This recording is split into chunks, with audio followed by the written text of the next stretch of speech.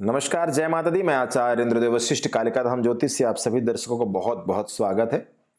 होली पर्व के बारे में बात करेंगे और होलाष्टक की जानकारी देंगे और होलिका दहन की भी जानकारी देंगे। विशेष वीडियो ये होलिका दहन पर ही है।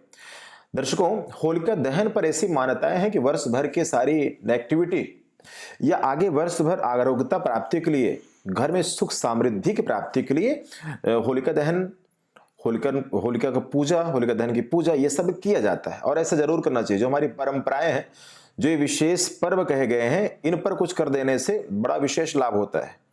हम कई बार इन चीज़ों को भूल जाते हैं और आगे पीछे बहुत सारे उपाय सुपाय बहुत सारी चीज़ करते रहते हैं।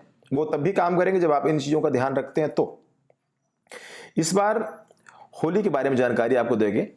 17 मार्च को होलिका दहन आप करेंगे, उसका मुहूर्त बताएंगे, क्योंकि होलिका दहन शुभ मुहूर्त में करना चाहिए। भद्रा मुख काल में हो तो होलिका दहन नहीं करना चाहिए, इससे अशुभता होती, नुकसान होता है। तो होलिका दहन का शुभ समय क्या रहेगा ये बताएंगे। होलिका दहन में आप कैसे पूजन कर सकते हैं ये भी बताएंगे, जिससे आपके घर में सुख समृद्धि बनी रहे।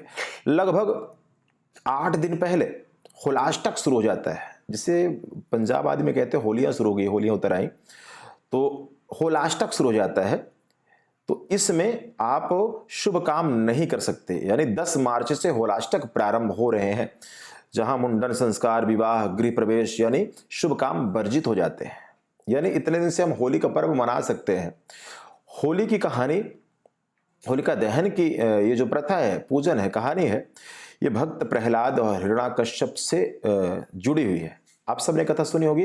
भक्त प्रहलाद जो भगवान नारायण के अनन्य भक्त थे, इस कथा में यह भी शिक्षा मिलती है कि भगवान कैसे अपने भक्त की मदद करते हैं।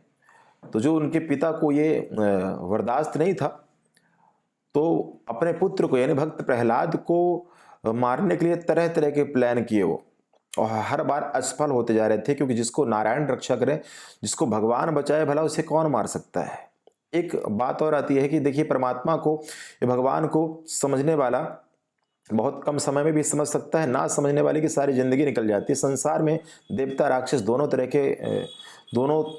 के यानी दोनों तरह के लोग रहते हैं।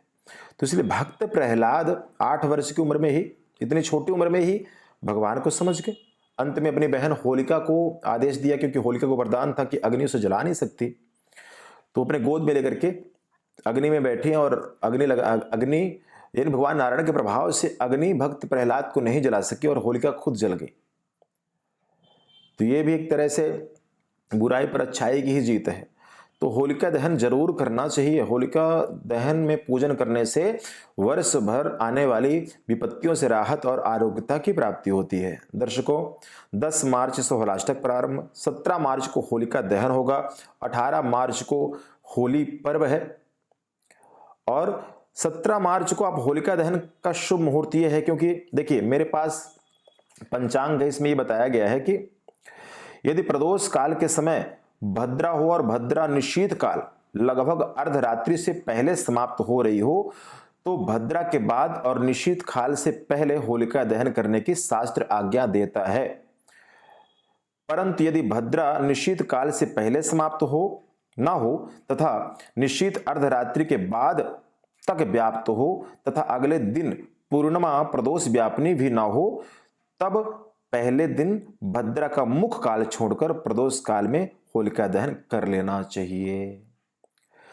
तो होलिका दहन का शुभ मुहूर्त क्या है 17 मार्च को? देखिए यहां पर बताया गया है भद्रा पुक्ष काल, यानी कि 9:20 से रात को 10:31 तक ये समय अवधि आपको होलिका दहन करने के लिए बहुत शुभ है और इसी समय पर करना चाहिए। लगभग 1 घंटा 10 मिनट का ये समय आपको मिल रहा है। 9:20 से 10:31 तक इस समय अवधि में आप होलिका दहन करें।